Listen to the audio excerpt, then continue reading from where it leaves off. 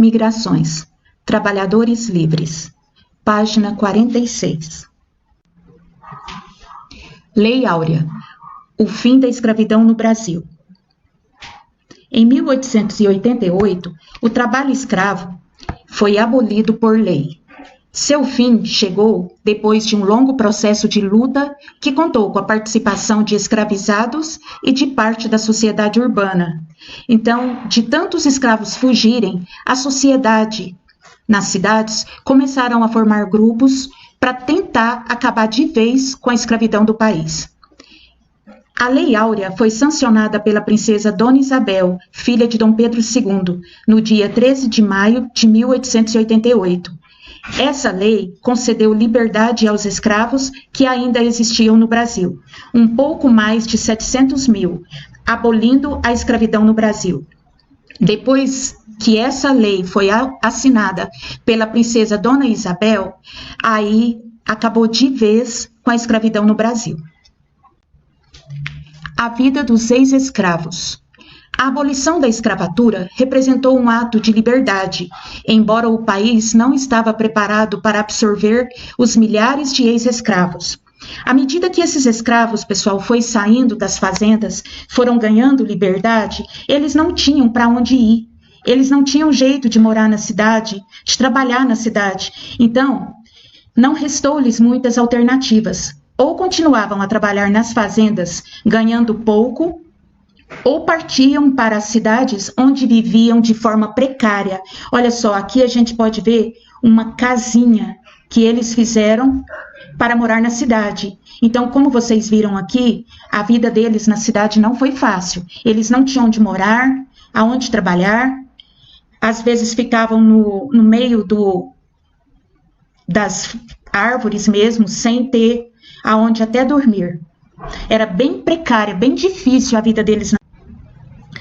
A chegada dos imigrantes estrangeiros no Brasil. Aqui a gente tem a foto de um navio chegando com algumas pessoas de outros países, chamados de imigrantes, porque eles saíram dos países deles para vir morar, para vir viver e tentar uma vida melhor aqui no Brasil. E essa foto foi tirada no Porto de Santos em 1907. Muitos fazendeiros preferiam a mão de obra que chegava da Europa. Afirmavam que o negro não se adaptaria ao regime assalariado. Assim, a entrada de imigrantes estrangeiros no Brasil passou a ser importante para o desenvolvimento das lavouras de café, onde muitos escravizados já trabalhavam. Aqui a gente está vendo os ex-escravos trabalhando em lavoura de café em troca de um salário bem pequeno. E aqui a gente está vendo a foto dos imigrantes que chegaram da Europa trabalhando também nas lavouras de café. Muitos fazendeiros não queriam mais a mão de obra de escravos. Preferiam os imigrantes italianos, espanhóis, os que chegaram no Brasil. Mandavam até esses escravos irem embora. E aí a vida deles na cidade ficava cada vez mais difícil. O sonho dos imigrantes. Qual era o sonho desses imigrantes que chegavam ao Brasil?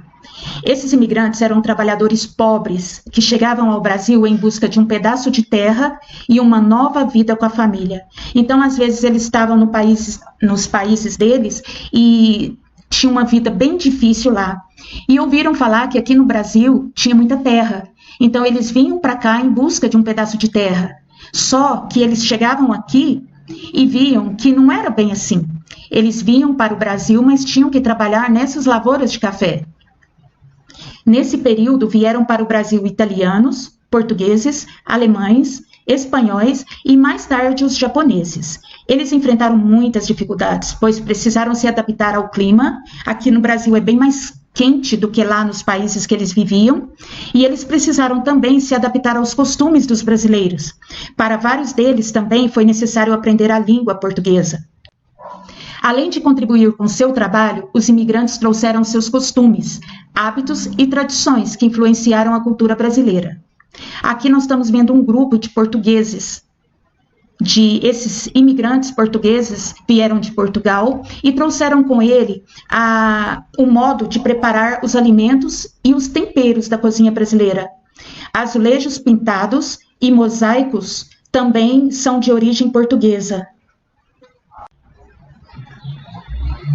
Com os italianos, aprendemos a comer massas e pizzas. Incorporamos diversas palavras deles.